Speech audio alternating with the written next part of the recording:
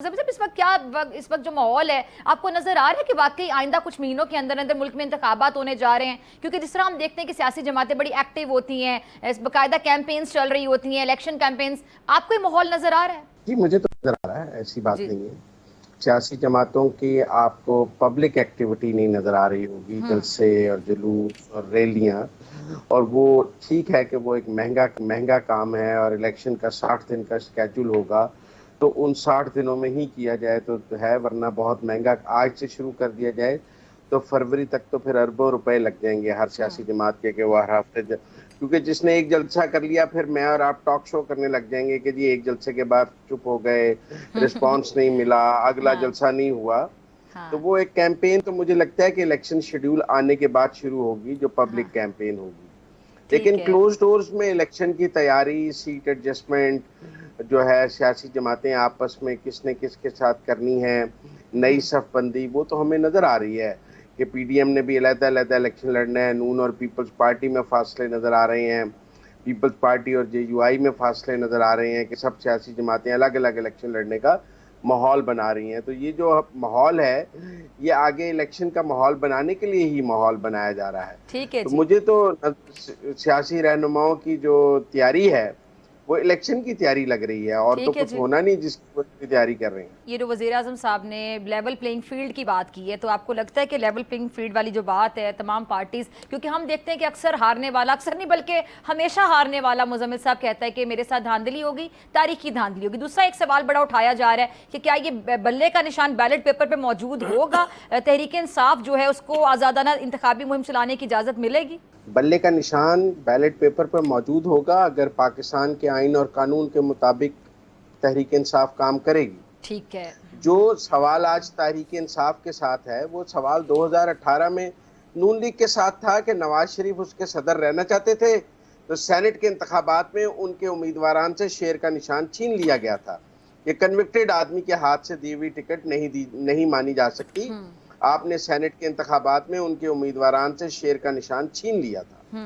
اسی طرح اس سے پیچھے چلے جائیں تو جب بے نظیر کنوکٹ ہو گئی تھیں تو انہیں پیپلز پارٹی پارلیمنٹیرین بنانی پڑی تھی اور مخدوم امین فہیم کو اس کا چیئرمین بنانا پڑا تھا کیونکہ وہ خود ٹکٹیں جاری نہیں کر سکتی تھیں اور وہ خود چیئرمین نہیں رہ سکتی تھیں، تو انہوں نے ایک نیا کمپوننٹ کھڑا کیا پارلیمنٹیرین الیکشن لڑنے کے لیے۔ تو ایسا تو کچھ نہیں ہے کہ جو پاکستان کے قانون اور آئین میں پہلے کبھی نہیں ہوا اور آج تحریک انصاف کے ساتھ ہو رہا ہے۔ بھائی آپ کنوکٹ ہو گئے ہیں، آپ 5 سال کے لیے نااہل ہو گئے ہیں، آپ نے کسی اور کو پارٹی کی چیئرمین شپ دینی ہے جس نے یہ پارٹی چلانی ہے۔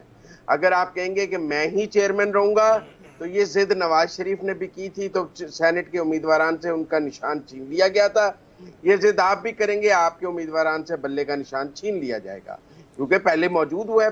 پہلے جب ہوا تو آپ سب نے سمیت سب نے کہا کہ یہ آئین اور قانون کے مطابق ہے اور پاکستان کا قانون اس کی اجازت دیتا ہے تو یہ ہو سکتا ہے۔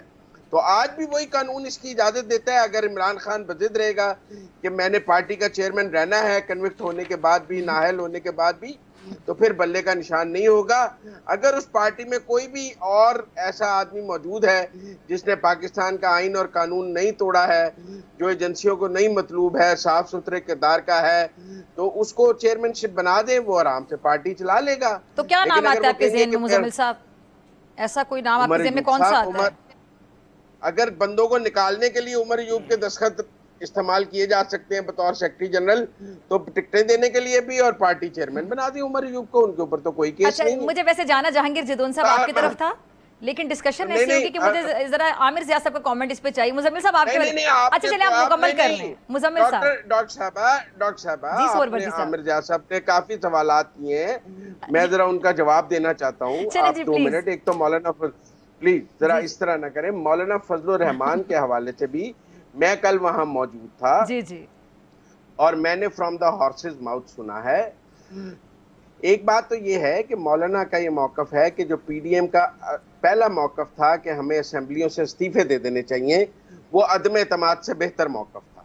ٹھیک ہے۔ لیکن چونکہ پیپلز پارٹی استعفے دینے پہ راضی نہیں تھی اور وہ کہہ رہے تھے کہ عدم اعتماد کرنا چاہیے، تو پی ڈی ایم کو ان کی یہ بات ماننی پڑی، اور یہ کوئی خفیہ راز تو ہے نہیں، اس بنیاد پر پی ڈی ایم ٹوٹ بھی گئی تھی۔ مطلب آج تو مولانا یہ بات میڈیا پہ آ کے نہیں کر رہے، یہ تو جب پی ڈی ایم ٹوٹ گئی، جب پیپلز پارٹی اور اے این پی علیحدہ ہو گئے تو استعفوں پہ یہ علیحدگی ہوئی تھی نا، کہ وہ استعفے نہیں دینا چاہتے تھے، یہ استعفے دینا چاہتے تھے، تو انہوں نے ایک وہ فیکٹ بیان کیا جو فیکٹ سرفیس پہ آلریڈی موجود تھا، جو کوئی راز نہیں ہے۔ اور ان کا خیال ہے کہ اگر آج انالیسس کیا جائے صورتحال کا تو ہمارا استعفوں والا موقف زیادہ بہتر تھا عدم اعتماد والے موقف سے۔ میں سمجھتا ہوں اس انالیسس پہ بھی کوئی بری بات نہیں ہے، اور انہوں نے کہا وقت نے ثابت کیا کہ پیپلز پارٹی کی عدم اعتماد والی جو بات تھی وہ سیاسی طور پہ اتنی بہتر نہیں تھی جتنی بہتر استعفوں والی بات تھی۔ ٹھیک ہے، اگر آپ کو یہ ویڈیو پسند آئی تو سبسکرائب کریں اور بیل آئیکن پر کلک کریں۔ سبسکرائب کریں اور بیل دبائیں تاکہ کوئی خبر رہ نہ جائے۔